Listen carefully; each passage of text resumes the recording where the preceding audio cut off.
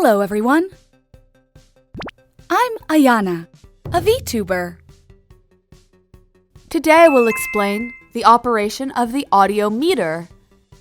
Let's begin. Let's start. Next to the timeline panel, this panel is called the audio meter. It displays the audio level of the sequence itself. Displays the audio volume. The red light indicates that the volume is over-leveling. Let's adjust it because it will cause the sound to crack. Click the red zone to reset. Click the solo button, S, if you want to output only a specific channel. Stereo enables output on only one side.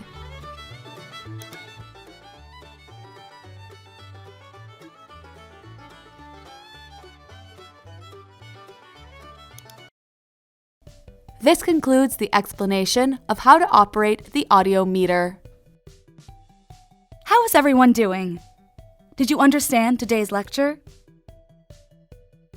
If you found today's lecture useful, please subscribe. If you have any requests, please let us know in the comments below. See you again for the next lecture. See you soon. Bye-bye.